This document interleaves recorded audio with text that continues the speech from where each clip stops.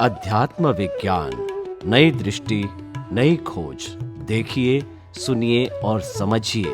अध्यात्म विज्ञानी पूज्य स्वामी श्री कमलेशानंद जी के निर्देशन में सनातन सत्य का अनुसंधान कर जीवन को प्रकाशित करें। कर्म बंध के बारे में पूछना था।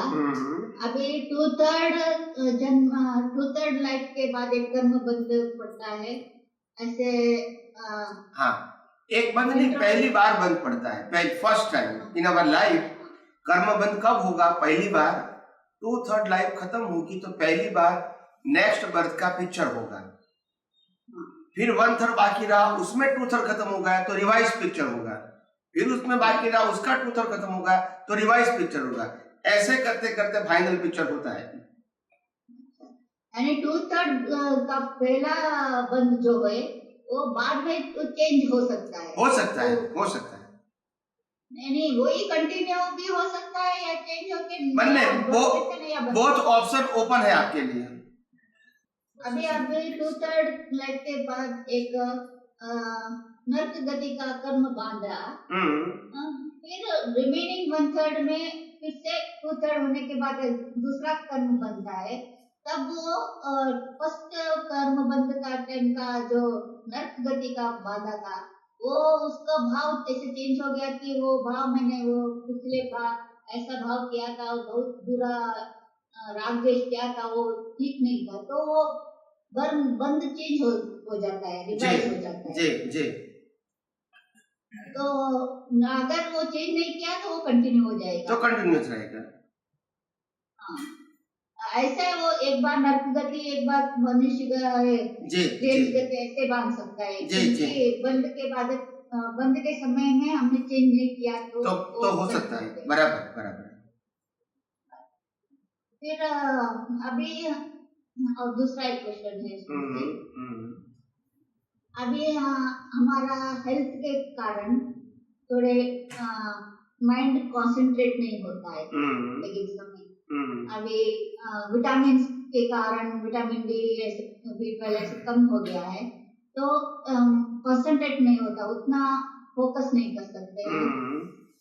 लेकिन कुछ किसी संजोग में हम इतना जुड़ भी नहीं जाते हैं, लेकिन एक अलग जैसे फील होता है। जो भी है हो रहा है, लेकिन उस पर राग देख भी नहीं है, कुछ भी नहीं है, सिर्फ ऐसे देख रहे हैं, ऐसा है। तो क्या हम अलग रहे हैं, ऐसा है कि ये सिर्फ मन काम नहीं कर रहा है? नहीं, बताऊंगा आपको। आपने जो कहा कि जो विटामिन की डी की तकलीफ है और मेरा माइंड काम करता नहीं है, ये सब फिजिकल है। ये और जो अपना जो लाइव प्रतिष्ठात्मा है उसमें ऐसा कुछ नहीं होता है। आप समझे ना? जो होता है वो प्रकृति में होता है। प्रकृति तो मैकेनिकल है, तो उसको अच्छा भी हो सकता है, बुरी भी हो सकती है, बिगड़ भी जाती है, रिपेयर भी हो जाती है, कभी खुश में होती है, कभी ना खुश में होती है, ये सब कुछ होता है। कभी मेमोरी आती है, कभी मेमोरी चली भी जाती है, ये सब प्रकृति की बात है। उसमें प्रतिष्ठित आत्मा का कोई रोल नहीं है, लाइव प्रतिष्ठित आत्मा का कोई रोल नहीं है, ये मैकेनिकल प्रक्रिया है। लाइव प्रतिष्ठित आत्मा वो देख सकता है, जान सकता है कि प्रकृति को क्या क्या हो रहा है, उसमें मैं इन्वॉल्व हूं कि नहीं हूं, वो उसके ज्ञान दर्शन के ऊपर आधारित है। मगर उनको नहीं होता है, तो वो तो जागृति में रह सकता है। बेभान अवस्था में भी प्रतिष्ठित आत्मा जागृति में रह सकता है, क्योंकि प्रतिष्ठित आत्मा कभी बेभान होता ही नहीं है। प्रकृति बेभान हो सकती है। अभी वही देखता है कि मन ज्यादा सोचता नहीं है, मन किसी के ऊपर ज्यादा राग नहीं हो रहा है, द्वेष नहीं हो रहा है, वो देखने वाला वो प्रतिष्ठित आत्मा है और वो इन्वॉल्व भी नहीं हो रहा है। तो क्या उसका अलग रहना का वो अनुभव है कि ये क्या है? नहीं, अलग रहना वो श्रेष्ठ है। अलग रहना नहीं, अलग नहीं रह सकते हैं, तो फिर उसके लिए मैंने कहा कि हमको पुरुषार्थ और ज्यादा करना पड़ेगा अलग रहने का। मगर आप प्रकृति के अंदर इन्वॉल्व हो जाओगे तो फिर ये जो पुरुषार्थ बनेगा, ये पुरुषार्थ आपका बंध का पड़ेगा। और प्रकृति में जुड़ गए, अच्छी बुरी मतलब रिलेटिव सत्य हो गया। हमारा काम प्रकृति से मुक्त रहना है, प्रकृति को करेक्ट नहीं करना है, उसमें करेक्शन नहीं करना है। उसमें करेक्शन करना मतलब सामाजिक और धार्मिक बात हो गई। आध्यात्म में मुक्त रहना है, वो आध्यात्म है। आप समझे? फिर आपको लगे नहीं मेरा तो स्वभाव प्रकृति में गुस्सा वाला है, ऐसा है तैसा है, ऐसा नहीं होना चाहिए, तो आपने प्रकृति को करेक्शन करने का एंगल लगाया, वो रिलेटिव सत्य हो गया, वो सामाजिक या तो धार्मिक हो गया। हमको क्या करना है, जैसी भी प्रकृति अच्छी है या बुरी है, किसी को सुख देती है या दुख देती है, हमको परीक्षण प्रकृति में नहीं करना है। हमको यही प्रार्थना करना है कि हे परमात्मा, मेरे को ऐसी प्रकृति ही नहीं चाहिए, क्योंकि ये मोक्ष मार्ग के लिए लायक और सहायक नहीं है। किसी व्यक्ति को सुख देता है या दुख देता है, या मेरे को सुख दुख होता है, ये मेरा सब्जेक्ट नहीं है। मोक्ष मार्ग के लिए लायक सहायक नहीं है, इसीलिए नहीं चाहिए। वो गुड एंड बैड है, इसीलिए वो मेरा सब्जेक्ट नहीं है। आप समझे ना? कुछ भी प्रसंग हो, कुछ भी समझे, वो उसमें अलग ही रहना है। हाँ, अच्छा बुरा कोई कंपैरिजन में नहीं पड़ेगा। तो अगर अटैच हो भी जाते हैं तो भी यही पुरुषार्थ करना है कि हे परमात्मा, मेरे को ऐसी प्रकृति नहीं चाहिए। जो भी डिस्चार्ज है, तो डिस्चार्ज क्यों हुआ? क्योंकि चार्ज किया था, ठीक है। तो ऐसी प्रकृति नहीं चाहिए, मतलब ये प्रकृति जो डिस्चार्ज हो रही है, इसमें मेरी सिग्नेचर नहीं है, तो वह कैरी फॉरवर्ड नहीं होगी। आप समझे ना? तो ये इंपॉर्टेंट बात है हमारे लिए। और एक जो हमारे भाव से जो कोटिंग होता है, तब हमारा बाद में वो कोटिंग के बाद हमारा बड़े समय के बाद वो चेंज हो गया भाव।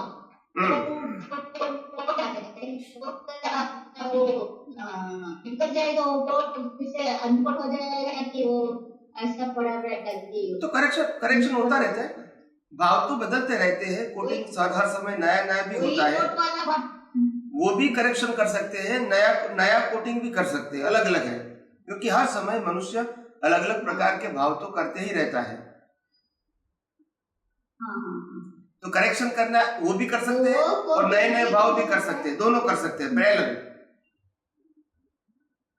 जो कोट हुआ है उसमें ही चेंज हो सकता है या नया भी बन सकता है, दोनों हो सकता है। हर मोमेंट में कॉज तो होता ही है, तभी तो डिस्चार्ज आएगा, इफेक्ट कैसे आएगी? आपके हर श्वास के साथ आपका कॉज जुड़ा हुआ है, कोई भी श्वास बिना कॉज नहीं है। और इसीलिए कॉज नहीं बनता है वो तो सवाल नहीं है, कॉज तो बनते ही रहेंगे। जहां तक अज्ञान खत्म नहीं हुआ है, प्रतिष्ठित आत्मा ने केवल दर्शन तक नहीं पहुंचा है, वहां तक तो कॉज पढ़ना नॉर्मल बात है, होगा ही। मगर कॉज पढ़ने में डिफरेंस हो सकता है। अगर आपके अंदर ज्ञान या विज्ञान की जागृति है, तो आप संसार के लिए लायक और सहायक नहीं, मगर मोक्ष मार्ग के लिए लायक और सहायक कॉज बना सकते हैं। या तो आप सेपरेट रहते हैं तो भी मोक्ष मार्ग के लिए लायक और सहायक संजोग बनेंगे, ठीक है, क्योंकि अज्ञान है, क्योंकि पुरुषार्थ है। जब अज्ञान खत्म हो गया तो प्रतिष्ठित आत्मा का अस्तित्व ही खत्म हो जाता है, तो फिर पुरुषार्थ करने का सवाल ही नहीं रहता है। तो फिर पुरुषार्थ नहीं करेंगे तो कॉज भी नहीं होगा, चाहे मोक्ष मार्ग के लायक और संसार के लायक कोई भी नहीं होगा, क्योंकि कॉज करने वाला का अस्तित्व खत्म हो गया। मगर जहां तक अज्ञान है वहां तक कॉज तो बनेगा ही। आप समझे ना? हाँ, अभी ये प्रकृति में जो डिस्चार्ज मोह लेके आए हैं, वो मोह जब उठता है तो हमको समझ में आता है कि ये मोह हो रहा है, इस पे जो ये चाहिए वो चाहिए, वो मोह हो रहा है। फिर भी हम कंट्रोल करने को नहीं दिला रहे हैं। वो जो होता है मोह, वो मोह को हम अलग देखते हैं, तो वो क्या वही डिस्चार्ज?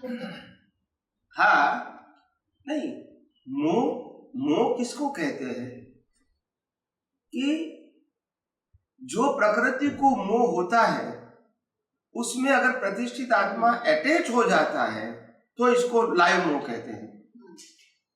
प्रकृति को तो मोह होना आवश्यक है, क्योंकि प्रकृति तो मोह लेकर ही तो आई है, तो उनका तो जो चार्ज हुआ है वो तो डिस्चार्ज होगा ही। मेरे को चाय पसंद है, कॉफी पसंद है, नाश्ता पसंद है, खाना पसंद है, कपड़ा पसंद है, ज्वेलरी पसंद है, तो ये तो मोह लेकर आए, तो वो तो होगा ही, मगर ये प्रकृति का स्वभाव है और वो मैकेनिकल है। मगर लाइव प्रतिष्ठित आत्मा में मोह नहीं होना चाहिए, क्योंकि उनके पास ज्ञान है कि सुख ये मेरा स्वभाव है, सुख है प्रकृति, और प्रकृति के साथ जुड़ी अवस्था, साधन, संपत्ति, संबंध के अंदर नहीं है। ये दृष्टि प्रतिष्ठित आत्मा के पास है, तो उसको मोह नहीं होना चाहिए। प्रकृति को भले मोह होवे, वो तो उदय कर्म है। ये मोह प्रकृति को हो रहा है, मुझे नहीं, ऐसे देखने से वो पुरुषार्थ में आ जाएगा। हाँ, मतलब मेरे को नहीं हो रहा है ऐसा बोलने की जरूरत नहीं है, ये प्रकृति हो, ये प्रकृति को ही हो रहा है, और मैं तो सुख वो मेरे आत्मा का ही स्वभाव है, और इसीलिए प्रकृति को जो हो रहा है इसका मैं सिर्फ नाता दृष्टा हूँ, मैं इसमें इन्वॉल्व होना नहीं चाहता हूँ, देखता और जानता हूँ मगर इन्वॉल्व नहीं होता हूँ। That's it.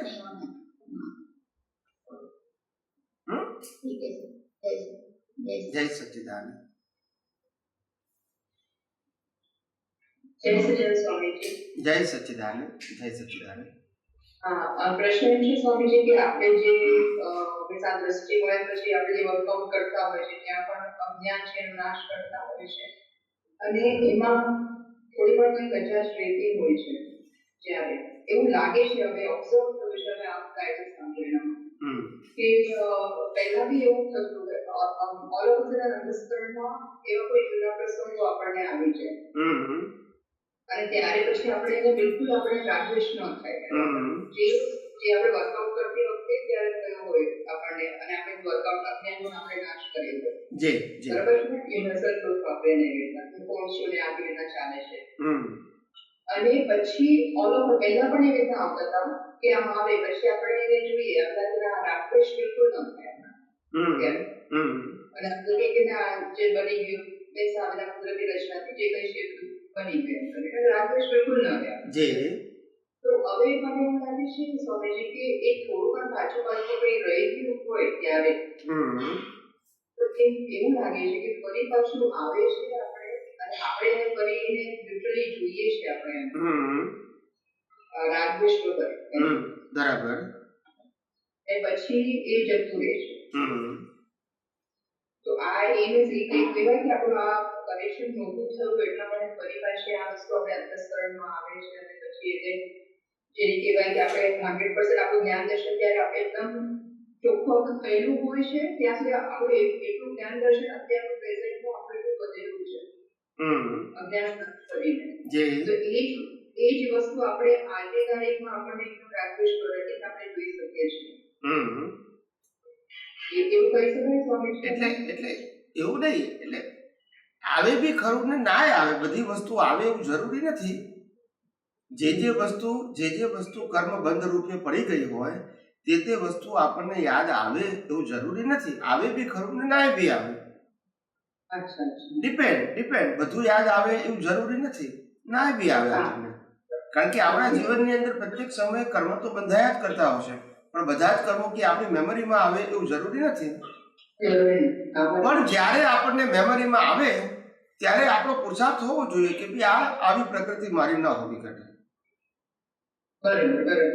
બાકી બહુ ઊંડા ઉતરવાની જરૂર નથી, પછી ઊંડા ઉતરવાની જરૂર નથી, આપણે કહું છું કે એક પ્રસંગ આપણે પાછી આવે ત્યારે આપણે જોઈએ કે અંતસ્કરણમાં ઇવન ડિસ્ચાર્જમાં પણ કઈ આપણને દેખાય સ્વામીજી, તો પછી ફરી કરેક્શન કરવું જરૂરી છે કે આપણે એને છૂટા રહીને જોયું વિતરાગ ભાવે એટલે કુદરતી રચના રૂપે એટલે ખરી પડી, હા બસ એ જ બસ, એટલે પછી કશું નહીં.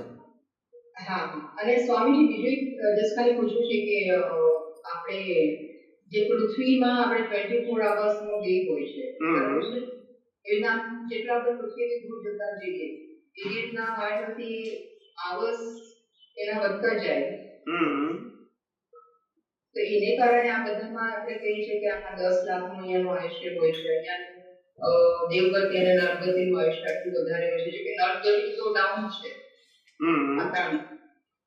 પણ એમ જસ્ટ ખાલી મને જસ્ટ પ્રશ્ન થયો કારણ કે આમ જે આમ ફિઝિકલી અત્યારે આપણે એસ્ટ્રોનોમી એવું નથી. એટલે સૂર્યની તમે જે વાત કરો છો એ ફિઝિકલ વસ્તુ છે અને સાયન્ટિફિક વસ્તુ છે. પણ જે મેં કીધું ને કે એ લોકોનું જે આયુષ્ય મોટું છે એનું કારણ આપણે અહીંના જો વર્ષો ગણીએ તો એ લોકો 10 લાખ વર્ષ કહેવાય, પણ ત્યાં એ લોકો જે બ્રિધિંગ લે છે એ બ્રિધિંગ જે ક્વોન્ટિટી છે એ ક્વોન્ટિટી એટલી બધી હોય કે એક શ્વાસ લઈ અને છોડે એની અંદર ઘણો સમય લાગે છે. એટલે એ લોકોને નંબર ઓફ, ધારે કે તમે જેટલા શ્વાસ લો છો એટલા જ એ શ્વાસ લે તોય તમારા કરતા 100 ગણું આયુષ્ય ધરાવે. મિનિમમ કહું છું. એટલે કારણ કે એની બોડી જેટલી મોટી છે એટલે એની ક્વોન્ટિટી જોઈએ ને બ્રીથની, એટલે ઇટ વિલ ટેક ટાઈમ. એટલે નંબર ઓફ બ્રીથ વધતા નથી, ટાઈમ વધે, બ્રીથ ના વધે. પછી તો નરગતિમાં તો મારા ખ્યાલથી એને સજા માટે પેનલ્ટી માટે આટલું જ લાંબી સજા થતી હશે. ત્યાં પણ એવું કંઈક છે. પ્લસ તમને એ બી કહું કે જેટલું બોડી મોટું હોય ને ખોરાક ઓછો હોય.